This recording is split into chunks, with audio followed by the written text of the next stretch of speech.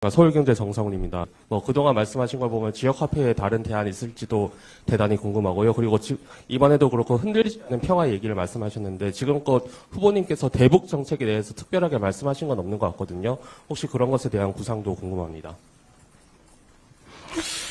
대북 정책에 대해서 제가 말하지 않은 것이 아니라 끊임없이 똑같은 얘기를 반복해 오고 있죠.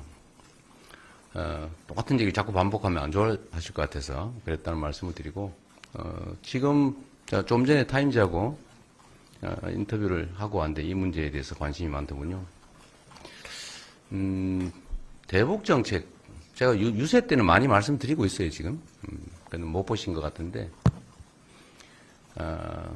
한반도는 군사 밀도가 가장 높고, 현재도 법적으로는 전쟁 중이고, 그리고 이 윤석열 정권에 의해서 윤석열 정권의 강대강 정책 때문에 한반도의 군사적 긴장이 매우 높아져 있는 상태입니다. 언제 전쟁이 벌어져도 이상할 게 없고, 또 그런 상황이라서 외국인 투자자들이 망설이고 있고, 국내 투자에서 일부 철수하는 그런 양상까지 있는 것 같아요. 한반도의 불안정, 평화의 위기가 경제적 위기까지 불러오고 있는 상태입니다. 저는 안보라고 하는 것은 싸워서 이기는 거, 국가 공동체를 지키는 게 안보죠. 제일 중요한 대통령의 책무일 것입니다. 안보를 지키는 것, 구성 간의 질서를 잘 지켜내는 것, 누구도 불이익을 입지 않게 하는 것, 그리고 세 번째로 이제 국민들의 삶, 민생을 보듬는 것. 이게 이제 제일 중요한 일들일 텐데, 안보라고 하는 국가의 안전을 지키는, 공동체를 지키는 방법은 여러 가지가 있습니다만 매우 복합적이죠. 아주 원리적으로 얘기를 하면 싸워서 이기는 건 하책이죠. 싸우는 과정에서 엄청난 피해가 발생하지 않습니까? 다 대량 파괴되고 대량 살상되고 더 많이 살아남은 쪽이 이기는 거, 그게 지는 것보다는 낫겠지만 하책이죠. 싸우지 않고 이기는 게 중책이죠. 그런데 싸우지 않고 이기는 것보다 더 나은 평화 정책은 싸울 필요가 없는 상태, 즉 평화를 만드는 것입니다. 이건 너무 상식적이잖아요. 이웃과 침략에 파괴 위험 없이 공존할 수 있다면 그렇게 되도록 노력하는 게 당연히 해야 될 일이죠. 남북관계도 마찬가지입니다. 대한민국은 군사력 5위, 거기다가 한미 안보 동맹까지 뒷받침되고 있죠. 대한민국의 국방비 지출 수준이 다른 나라보다 매우 높고, 북한의 1년 총생산에, 즉 북한 주민 전체가 1년 생산하는 총액의 약 2배에 이르는 국방비를 우리가 지출합니다. 세계 군사력 5위죠.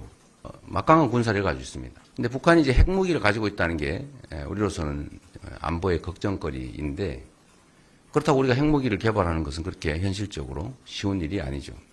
그러면 결국 계속 강대강 정책으로 부딪히면 이게 안보냐? 이런 강력한 군사력, 국방력을 유지해서 억지력을 키우되 이것만 가지고 되는 것은 아니고, 여기에 더해서 대화하고 타협하고 협력하고 공존하고, 우리가 예를 들면 10개를 얻을 수 있다면 1개 정도는 양보할 수 있는 거죠. 1개도 양보 안 해서 10개를 손실을 보는 것보다는 1개를 양보해서 10개를 얻는 게 낫지 않습니까? 상대는 3개 정도 얻는다고 보고. 그래서 이걸 안보 정책을 좀 복합적으로 해야 되는데, 지금은 너무 강경일변도로 무력 제압, 그냥 보복, 이런 압박 전략만으로 일관했는데, 그게 결국은 군사적 긴장을 격화시켰죠. 막강한 국방력, 군사력을 우리가 유지를 하고 또 강화를 해 나가고, 한미 안보 동맹도 강화를 하되 가능한 대화, 협력, 소통, 공존의 길을 찾아야 한다. 이게 저는 대북 정책이라고 말씀드립니다. 경기 진착적으로 당장 할 수 있는 거, 이런 말씀 비슷하신데, 이 기자회견문에도 나옵니다만, 이 마중물이라고 하는 개념을 좀 이해를 했으면 좋겠어요. 무조건 돈 없으니까 아끼자, 견뎌내자, 시장이 알아서 할 거다, 각자 알아서 살자, 언젠가는 좋아지겠지. 이러다 지금 대한민국 경제가 이렇게 망가졌어요. 우리가 교과서에서 맨날 본 것처럼 뉴딜 정책, 대공황이 오니까 정부가 나서서 불필요한 당시로서는 당장 필요하지 않은 댐도 만들고 그 일자리 만들어서 그 적자 아닙니까? 그 댐 만들어서 뭐 어디다 쓰게? 그 불황에. 그러나 댐도 만들어서 일자리도 만들고 음식물도 제공하고 그때는 안 했거든요. 그전에는. 노조에 대해서 힘도 강화해줘서 노동자들과 사용자의 힘의 균형을 맞춰주고 그 임금이 좀 오르고 또 소득세도 더 많이 걷어서 재정 지출도 늘리고 이렇게 해서 미국 경제가 살아나지 않습니까? 물론 뭐 그 이후에 전쟁에 참전을 하면서 더 많은 이익을 보긴 했지만 이건 기본이죠. 경기 호황에는 정부가 경기 조절을 위해서 일정한 노력을 한다. 뭐 당연하죠. 경기 불황 때는 경기를 부양하기 위해서 일정한 노력을 해야 되는데 안 하잖아요. 가만히 있어요. 세수 없으니까 지출할 게 없다. 그러면서 세금은 또 깎아줘요. 안 깎아줘도 되는 초대기업 이런 데를 막 깎아줍니다. 근데 이 재정이 부족하다 그러면서 이 국민의힘 후보 김문수 후보 제안을 보면 뭐 또 세금을 부자를 또 깎아준대요. 상속세도 깎고 근로소득세도 깎고 뭐 법인세도 깎고 하루 종일 깎기만 해요. 이러면 나라 어떻게 됩니까? 이런 무책임한 이런 걸 우리 국민들께서 좀 잘 살펴주시기 바랍니다. 지금은 100만 원을 투자하면 그냥 없어지는 게 아니고 그 100만 원의 순환 속도가 엄청나게 빨라서 소위 소비 승수 효과. 지금은 돈이 없어서 못 쓰고 있지 않습니까? 들어오면 거의 다 쓸 거예요. 어쨌든 그 소비 승수 효과도 있고 또 마중물 역할을 하기 때문에 정부의 재정 지출을 어떻게든지 늘려서 우리 시중 민생 경제를 뒷받침해 줘야 됩니다. 이건 정말 초보적인 경제 정책인데 뭐 어쩌다가 이렇게 되는지 모르겠어요. 그리고 특히 또 하나만 더 말씀을 드리면 경제산업정책에 왜 자꾸 이념을 들이댑니까?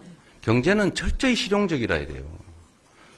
대통령이 재벌 회장들 불러 모아놓고 투자 약정을 받더라도 돈이 되면 하는 거고 돈 안 되면 절대 안 합니다.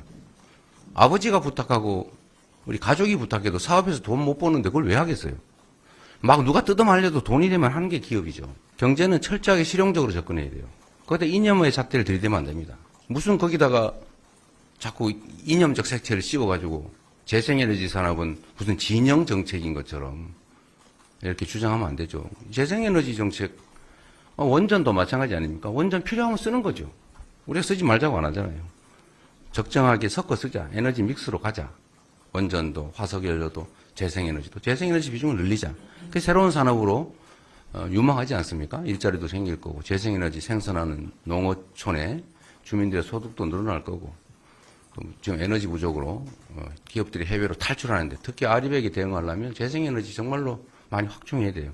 근데 여기에 자꾸 이념의 색채를 뒤집어 씌워가지고 제안하려고 합니다. 정치인들이 그러면 안 되죠.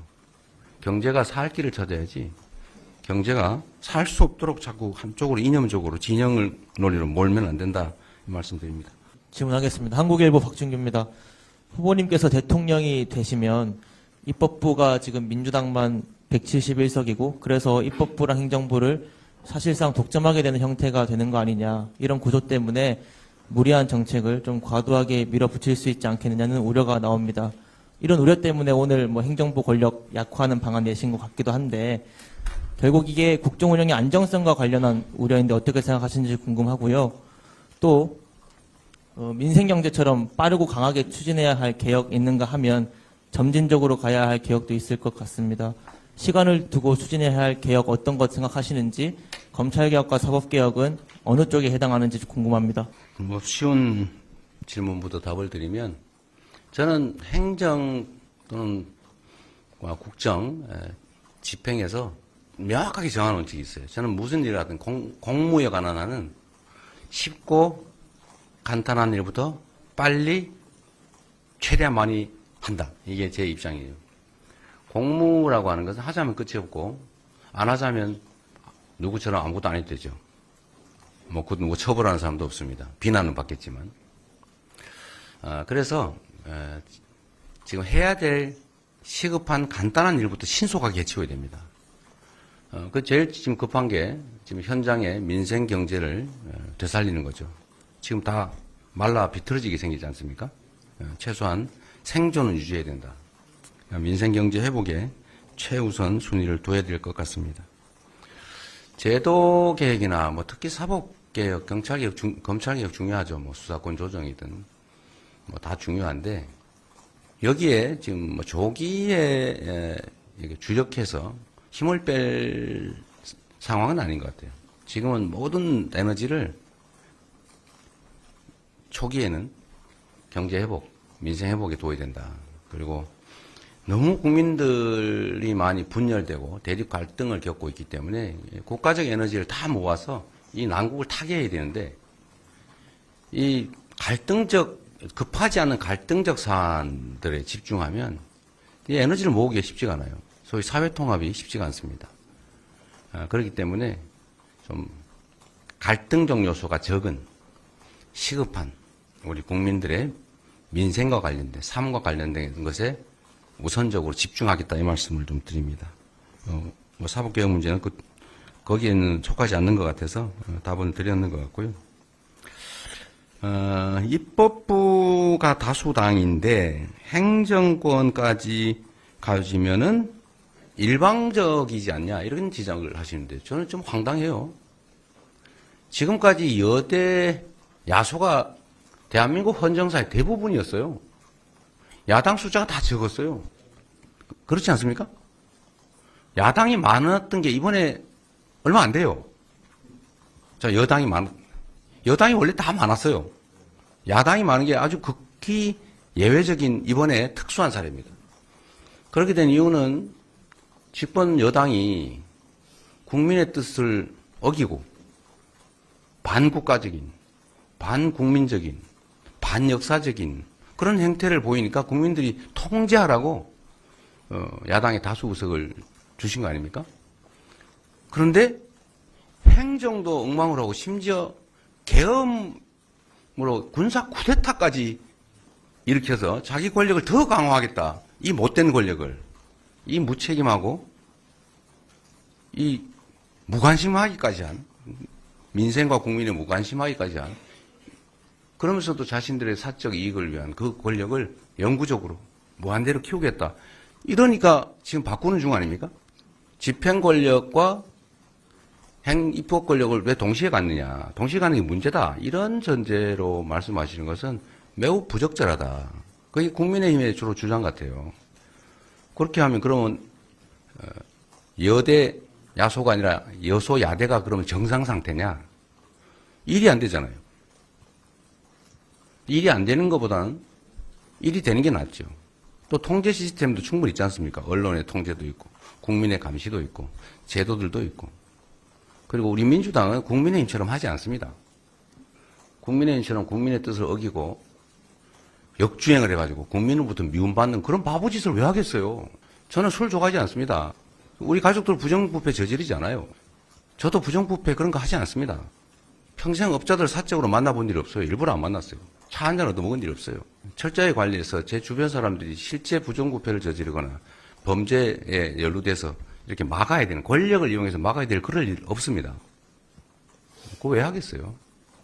어떻게 하면 국민들한테 더 나은 환경을 제공해서 국민들로부터 칭찬받을까? 그게 제 최대의 관심사인데, 그럼 일을 잘하려고 노력하지. 반국민적인, 반역사적인, 비상식적인, 왜 그런 짓을 하겠어요? 오히려 둘 중에 선택해야 된다면, 여소야대가 바람직하냐, 여대 야소가 바람직하냐, 이 둘 중에 선택해야 된다면, 정상적인 국정을 위해서는 여대 야소가 바람직해요. 집행 권력을 가진 대통령, 행정부가 반국민적이고 엉터리일 때, 그때는 국민들이 선택하지 않습니까? 선택해서 야당이 의석을 많이 주죠. 우리가 국정을 엉망으로 한다. 그러면 지방선거든 국회의원 선거든 우리가 많이 지겠죠. 그 국민의 그 상식, 국민의 그 위대함, 이런 것들을 간과한 그야말로 반국민적인 사고 아닌가요? 국민이 왜 그걸 용인하겠어요? 여당, 다수당이 대통령 선거에 이긴다. 국민이 선택하는 거 아닙니까? 그런데 하면 안 돼. 당신들은 국회 의석이 많으니까 대통령이 되면은 일방적으로 할 거 아니야? 왜 그런 얘기를 합니까? 그건 국민이 판단할 일이다. 선택해야 된다면 정권이 부도덕하고 무능하고 반국민적인 그런 상태가 아니라면 오히려 안정적으로 국정을 운영한다는 측면에서는 여대 야소가 바람직하죠. 중앙일보의 오현석 기자입니다. 오늘 모두 발언에서도 국익 중심 실용 외교 말씀을 하셨는데요. 네. 지금 우리나라가 좀 처한 상황이 녹록치는 않은 것 같습니다. 7월 8일에 상호 관세 유예가 7월 8일에 끝나고 다음 달에 보면은 G7이나 나토 같은 다자 회의가 있는데요. 네.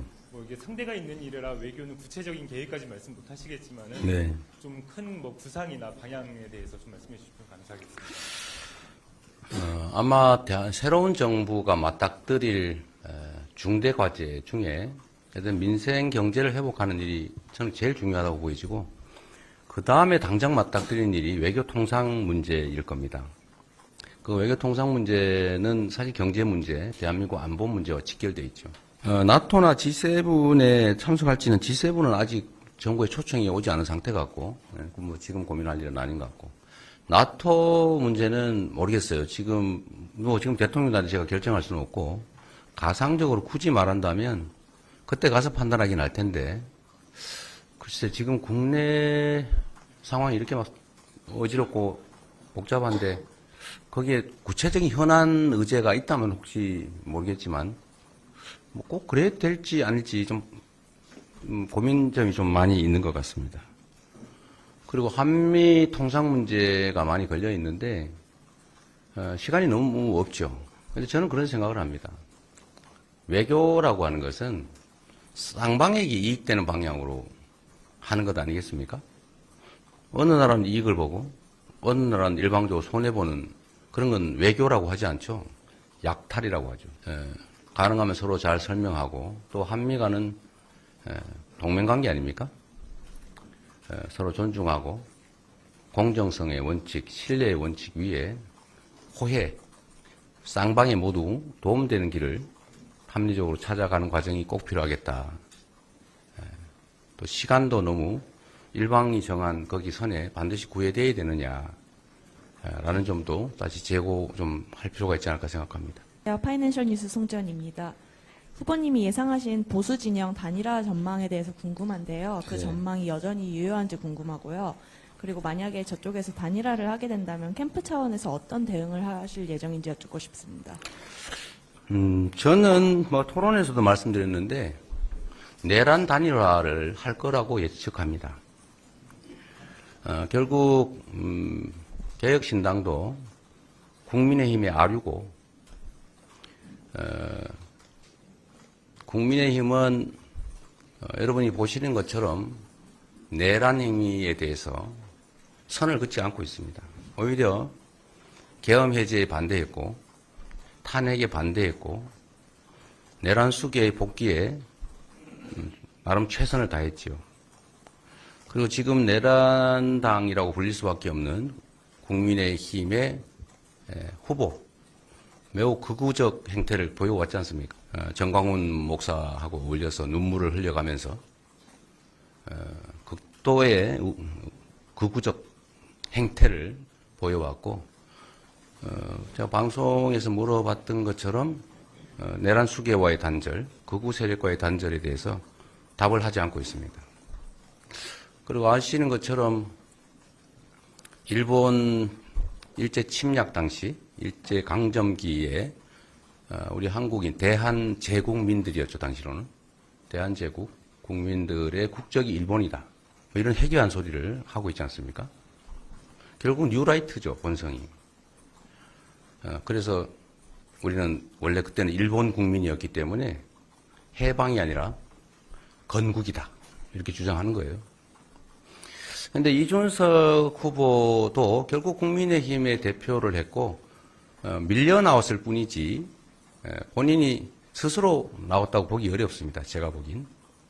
결국은 다시 합쳐서 보수 정당의 주도권을 갖고 싶어 하는 것 같고 이번 기회에 저는 다시 그 본색대로 단일화할 것으로 봅니다.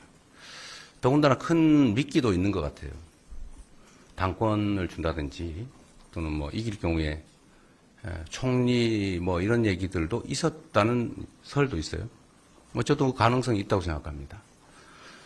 그런 걸로 보면 이해관계가 맞아 떨어지고 또 여러 가지 측면들을 보면 뭐 색깔이 거의 비슷해요. 아까 말씀드린 것처럼 경제 문제를 매우 이념적으로 갈라치기 한다든지 어떤 정책들을 아무 데나 대고 친중으로 mon다든지 그런 측면들은 이 극우 극단적 세력과의 생각이 관철되고 있는 거죠.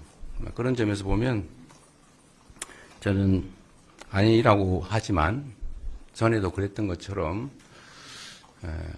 결국은 단일화 할 것이다. 그리고 우리는 당연히 단일화 될 것에 대비해서 대비하고 있습니다. 그리고 그 단일화에 대해서 과연 국민들이 어떤 평가를 할 것인지에 대해서는 뭐 여론조사 결과에도 일부 볼 수가 있는데 글쎄요. 그게 얼마나 시너지가 있는지 모르겠지만 정치적 이해관계를 따져보면 단일화하는 게 아마 그 두 쌍방에 모두 도움되는 것이어서 단일화할 가능성은 매우 높다. 거의 확실하다. 저는 그렇게 생각합니다. 뉴시스 신재은입니다. 그 오늘 발언문에서 보면은 이제 정치보복 골이 끊겠다 이런 식으로 언급을 네. 주셨는데요. 그 후보님께서 말씀하시는 내란 세력은 어디까지가 내란 세력인지 궁금하고요. 그리고 특정인을 겨냥한 정치보복은 없을 거다 이렇게 말씀을 해주셨는데 그 특정인은 또 누굴 염두에 두고 말씀하신 건지 뭐 예를 들어 조이대 특검 이런 거는 가동하지 않겠다 이런 뜻으로 받아들여도 되는 건지 좀 여쭙습니다. 조희대 대법원장은 정치하시는 분이 아니잖아요. 내란 세력을 어디까지 단죄하는 내란 행위의 형사범죄 주요 범죄 공모자, 그러니까 뭐 거기에 해당되지 않겠어요? 아직도 그 내란의 진상은 제대로 규명되지 않고 있는데 지금 수개는 확인됐는데 지금 주요 임무 종사자들 몇몇만 지금 재판받고 있지만 그 외에도 저는 관련자들이 주요 임무를 수행한 관련자들이 상당히 많다고 보여져요. 밝혀지지 않고 있는 거죠. 내란, 그러니까 계엄을 정당화하기 위해서 외환유치, 외환해제, 상대 적국에게 뭐 군사적 이익을 제공한다든지 또는 침공을, 도발을 유도한다든지 이런 것도 좀 전혀 밝혀지지 않았죠. 그런 주요 임무, 핵심 당사자에 대한 단죄, 처벌이 필요하다라는 그런 말씀을 드리는 것이고, 그렇다고 뭐 거기에 동원된 뭐 일선 지휘관, 뭐 군인 이런 사람들은 오히려 그 내란의 비협조, 태업을 해서 오히려 내란을 막은 공로자들이기 때문에 거기까지는 확대할 일은 아닌 것 같아요. 일방적 명령에 의해서 공무원으로서 지휘 명령이 복종할 의무에 따라서 단순하게 뭐 지시에 따른 뭐 그런 것까지 우리가 다 무죄 삼겠다는 취지는 아닙니다. 주요 공범들, 주요 관련자들을 형사법에 따라서 수사하고 처벌한다 이 말씀을 드린 것이고요. 정치보복 얘기를 자꾸 하는데 이게 이제 아는 만큼 보이는 거죠. 그래서 부처 눈에는 부처가 보인다고 하지 않습니까? 그것처럼 그런 생각을 가진 사람은 그런 의심을 해요. 그런데 저는 그런 생각을 갖지 않고 있어요. 속을 뒤집어서 보여줄 수는 없지만 저는 성과주의자입니다. 저는 실적을 통해서 평가받기를 원하고 제가 행복한, 제가 살아가면서 더 만족감을 느끼는 삶의 행태는 누구를 괴롭혀서 즐겁지 않아요. 그리고 인생이란 짧은 것이고 다 지난 일들은 그냥 기억 속에 존재하는 그냥 기록일 뿐이죠. 그러나 우리가 앞으로 맞닥뜨릴 것은 엄혹한 현실이에요. 저는 과거에 연연하지 않는 게 습관이 되어 있습니다. 실패를 후회하지 않아요. 거기서 경험을, 교훈을 찾을 뿐이죠. 우리가 짧은 5년 기회를 주신다면 5년을 일하게 되는데 그 사이에 해야 될 일이 너무 많고 말씀드린 것처럼 누구와 전선을 긋고 그에 대해서 국력을, 국가 역량을 투입해가지고 그거를 보복하기 시작하면 저항할 것이고 그럼 충돌이 발생하고 그러면 통합도 안 되고 일을 할 수가 없어요. 그 당면한 일만 하기에도 너무 시간이 부족하고 성과를 내기가 만만치 않은데 그런 제 입장에서는 그 불필요한 그냥 감정에 불과한 미래에 아무런 도움도 되지 않는 오히려 해가 될 보복은 보복을 부리지 않습니까? 그런 것들을 저로서는 합리적으로 보면 할 이유가 없는 거죠. 성과를 내서 국민들에게 칭찬받고 훌륭한 리더로 제가 성남 시민들에게 잊혀지지 않는 시장으로 지금도 기억되고 사람들이 그리워하는 것처럼 저는 그런 대통령으로 남는 게 제 주요 목표예요. 유치하게 너 옛날에 이랬지, 당신들 이랬지, 당신도 한번 당해봐 이럴 정도로 저는 졸렬하지 않습니다. 졸렬한 사람이 그런 졸렬한 생각을 하는 거죠. 제가 그런 졸렬한 생각을 했으면 지금까지 살아남아 있지를 못합니다. 그 정서적으로 어떻게 그걸 견뎌내겠어요? 저는 다 털었기 때문에 제가 조갑재 대표 또 정규재 주필과 얘기하면서 제가 그 얘기를 했는데 저는 미움이 없어요. 미워하면 제가 마음이 너무 아프기 때문에 힘들기 때문에 견디지 못했을 겁니다. 미움을 가졌다면. 그러나 그냥 자연의 일부로 뭐 윤석열 대통령으로서야 할 수 있는 게 이재명을 제거하는 것밖에 없으니까 나름 최선을 다한 것으로 보여지고 그냥 내가 길을 가는데 건너야 될 좀 더 넓은 또는 더 깊은 강, 더 높은 산이지 그게 그냥 원망한다고 없어지는 것도 아니고 그냥 있는 대로 받아들이는 게 마음이 편하죠. 그리고 또 산을 넘으면 끝 아닙니까? 정치보복인 이런 걸 가지고 유치하게 의심하고 자기가 그랬으니까 다른 사람도 그럴 거다라고 걱정하지 말기를 진심으로 바랍니다. 더 나은 세상을 만들기 위한 원래 자신들의 역할로 되돌아가서 서로 잘하기 경쟁해서 국민들한테 칭찬받는 훌륭한 정치인들로 함께 남기를 바랍니다. 채널의 이세진 기자입니다. 네. 그 민주당에서 변호사 자격 없는 이 비법조인도 대법관 임용할 수 있도록 네. 이 법 개정 추진하고 있는데 네. 일각에서 반대 목소리도 나오는 걸로 알고 네. 있습니다. 그래서 일반인 충원은 하지 않고 수 증언은 그대로 진행하시는 건지 알고 싶습니다. 저번에 대법원에서 국민들이 상식적으로 납득하지 못할 상황을 만들었기 때문에 이 문제에 대해서 뭔가 근본적인 대책이 필요하다는 국민 여론이 있는 건 사실이죠. 그러나 말씀드린 것처럼 이건 장기 과제인 것이고 지금 당장 그 문제에 우리가 매달릴 만큼 여유롭지가 못합니다. 이게 또 다른 국론 분열과 갈등을 부르겠죠. 그래서 제가 명확하게 선거 캠프에도 지시를 내린 게 이제 사법 문제에 대해서는 더 이상 논란을 하지 마라. 지금은 일단 단기적으로 선거 문제도 있지만 지금 민생 문제나 더 급한 일이 훨씬 더 많다. 역량이 거의 다 분산되는 거 바람직하지 않으니 이제 더 이상 언급하지 말라고 제가 선대위에 명확하게 지시했지 않습니까? 그래도 계속 또 누군가 개별 입법을 또 내요. 뭐 그 의원들이 자기 신념에 따라 개별 입법 내지 마 이렇게 지금 지시하진 않았으니까 누가 또 입법을 낸 거를 그 전에 냈는지 그 후에 냈는지 모르겠지만 그건 뭐 의원들 개인적으로 자기 신념에 따라서 독립된 헌법기관이니까 낼 수 있지 않습니까? 그러나 그건 당의 입장은 아니죠.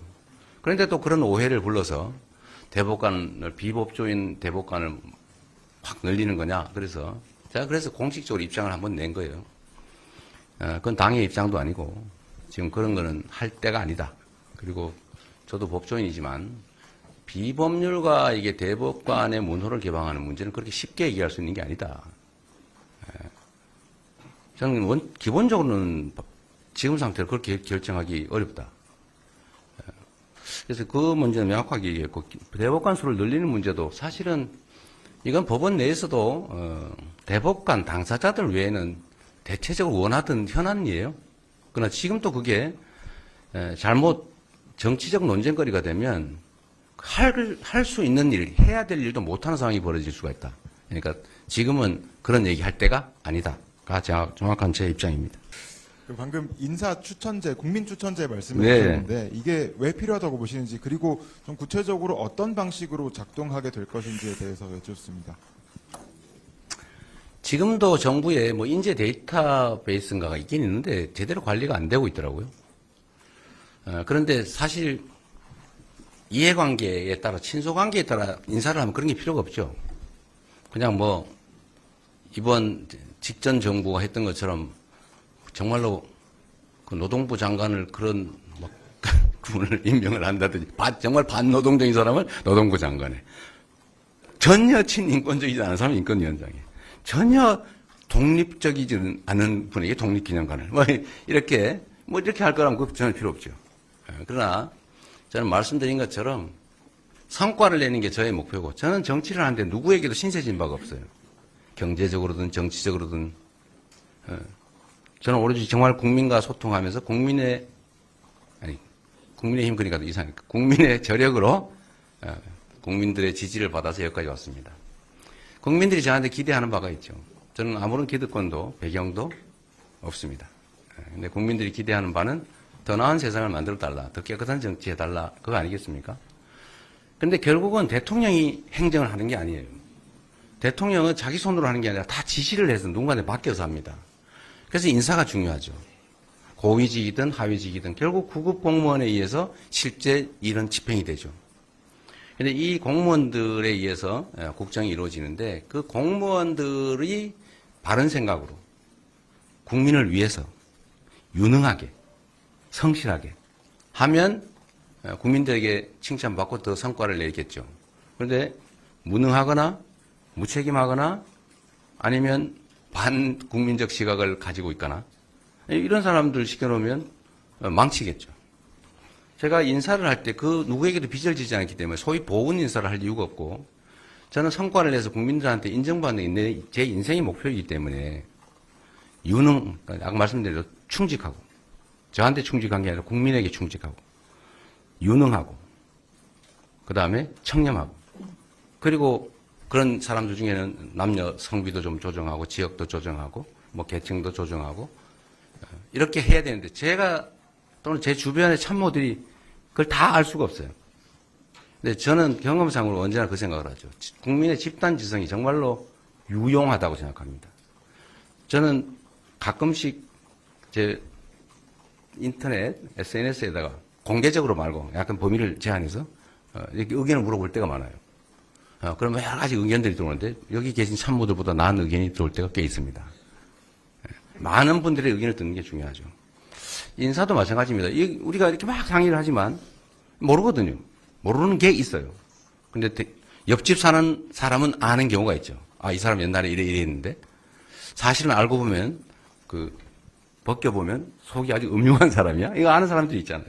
근데 그런 걸 다 모아보겠다라는 게 제가 말씀드린 이제 인사 시스템, 새로운 국민 추천제 그런 겁니다. 좀 구체적으로 구상을 계속 하고 있어요. 그래서 각 보직을 정해놓고 여기에 대해 추천 다 받고 제보는 익명으로 다 보안 유지하면서 제보를 받고 그걸 누군가 담당해서 다 스크린 체크하고 물론 이제 공적인 검증기관이 검증도 맡기겠지만 국민 검증이 사실 더 정확하거든요. 공공기관들도 결국 국민들의 제보를 받아서 정보를 캐서 하는 거 아닙니까? 그래서 국민들에게 좀 선택권을, 국민들에게 판단권을 좀 최대한 많이 부여하자라는 것입니다. 근데 이번이 참 문제가 이게 인수위 기간이 좀 있었으면 그 사이에 정부 고위직들도 좀 그런 과정을 거쳤으면 좋겠는데 이번에는 이게 바로 일을 해야 되는데 그러기에는 시간이 부족해서 지금 당장 구성해야 되는 인적 자원들은 이렇게 하기가 좀 쉽지 않을 것 같아요. 근데 그 다음에 이제 시간 지난 다음에 임명할 수 있는 그런 쪽은 최대한 이렇게 추천제를 도입해 보려고 합니다. 국민일보 김승현 기자라고 합니다. 지난 대선 때 제시하신 언론개혁 이번에는 얘기 듣지 못한 것 같아서 관련 질문 2개 드리고 싶은데요. 첫째는 이제 언론개혁 같은 경우는 속도 조절을 할 것이라는 전망도 있는데 징벌적 손해배상을 골자로 한 언론중재법 처리 방침에 대한 후보님 입장 궁금하고요. 둘째는 이제 후보님이 민주당 대표이던 시절에 민주당이 언론중재위 제소를 빈번하게 진행해서 비판적 기사에 대해 과도하게 대응한다는 인상을 준 바 있는데 연장생산에서 이제 민주당이 집권할 경우에 언론의 자유가 위축될 것이라는 현장의 우려에 대한 후보님 입장 궁금합니다. 급한 일 아니니까 나중에 생각해보죠. 서울신문 곽소영입니다. 아까 전에 안정적인 국정 운영을 위해서는 여대 야소가 오히려 바람직하다고 말씀을 중복된 질문 생략하도록 하겠습니다. 그렇지만 미안합니다. 모두 발언에서 권력과 견제 균형을 보장하기 위한 협치 시스템을 말씀하셔서 이 부분에 대해서 좀 구체적인 방안이 좀 궁금하고요. 그리고 한 가지 더 해서 배우자분이신 김혜경 여사님께서 저쪽 국민의힘에선 설나는 여사님이 좀 대외적으로 행보를 계속하고 있으신데 김혜경 여사님께서는 대외적인 행보를 따로 안 하고 계셔서 이 공개 행보에 대해서 하셔서 열흘 남은 기간 동안 어떻게 동반 행보를 할 계획이 좀 있으신지 이 부분 두 가지 궁금합니다. 제 아내가 뭘 어떤 걸 하는지 저도 잘 모릅니다. 제 아내의 판단에 따라서 잘 알 테니까 저는 거기에 대해 언급은 안 하는 게 좋겠다는 생각이고요. 협치 시스템은 저는 우리 정치권이 정말 당황스러울 때가 꽤 있습니다. 분명히 전에는 A 정책을 하자고 주장을 해서 우리가 그럽시다 그러면 갑자기 태도를 바꿔서 그게 아니고 이러면서 거부를 해요. 그런 점들이 매우 안타까운데 예를 들면 대선 공통 공약 저희가 졌지만 그쪽에서 주장했고 우리도 주장했던 거 하자 했더니 협의조차가 안 돼요. 그거 아무것도 안 했죠 결국. 총선 공통 공약 겹치는 거 많습니다. 이거 합시다 이렇게 얘기하면 답이 없어요. 집행권을 그쪽이 가지고 있으니까 말해놓고 그쪽은 이행할 의사가 없었던 거죠. 우리가 진심으로 하자고 진심을 가지고 제안했는데 공통 공약이니까 하자 이러면 거부해요. 안 해버려요. 그래서 우리는 그러지 말자. 그리고 가능하면 우리가 주장했고 또는 공약했고 또 야당이 대선 과정, 총선 과정 이런 데 공약한 거 많을 거 아닙니까? 그거는 공통 공약이니까 그런 것은 신속하게 협의해서 처리하자. 이게 제일 큰 협치일 겁니다. 정책만큼 중요한 게 없죠. 대화도 많이 해야 될 테고요. 충돌을 좀 최소화하기 위해서 노력해야 될 겁니다. 저 쿠키뉴스 이승은 기자라고 안 보이시는데 어디 네, 말씀하세요. 네. 저는 비상경제 대응 TF 관련해 질문 드리려고 하는데요. 네. 후보님께서는 대통령이 직접 지휘하는 TF 구성하겠다고 발표하셨는데 실질적으로 대통령이 직접 주재하시고 실무적 세부 조정까지 참여하시는 구상인지 궁금하고요. 또한 기재부, 산자부, 중기부 등 주요 경제부처들이 모두 참여하는 체계로 설계하실 계획인지도 말씀 부탁드립니다. 그리고 마지막으로 일반적으로 TF라고 하면은 한시적인 기구로 운영되는데 아까 후보님 말씀하셨던 것처럼 제일 급한 게 민생경제 되살리는 거라고 하셨고 그래서 최소한 생존 유지가 될 정도는 해야 된다. 그럼 어느 정도의 기준을 두고 TF를 운영할 건지 TF 조직의 지속성과 성격에 대해서도 말씀 부탁드립니다. 태스크포스는 그야말로 태스크포스죠. 국가는 기본적인 정부 구조가 있잖아요. 그게 하나의 큰 시스템이에요. 대통령, 비서실, 총리, 그다음 장관들, 그 아래 각 부서들, 소속기관. 이게 유기적으로 잘 되게 조직이 되어 있습니다. 원래 통상적으로 그런 시스템에 의하면 되죠. 그런데 지금은 너무 긴급한 사안들이기 때문에 좀 너무 계단이 많으니까 해당되는 실무 또는 지휘자 그룹들을 모아서 좀 직접 챙겨야 되겠다 그 생각을 합니다. 어느 정도의 급한 불을 끄면 그 다음부터는 통상 시스템에 의해서 안정적으로 국정을 운영해야죠. 맨날 대통령이 그것만 하고 있을 수는 없겠죠. 그리고 저는 원래 시장이든 도지사든 할 때 주요 현안들은 해당 최고 책임자 국장 또는 실장의 보고만 받는 게 아니라 과장, 팀장, 심지어 기한자까지 다 한꺼번에 불러 모아가지고 그런 식으로 빠르게 논의하고 결정하고 집행해서 사실은 짧은 시간에 성과를 많이 냈죠.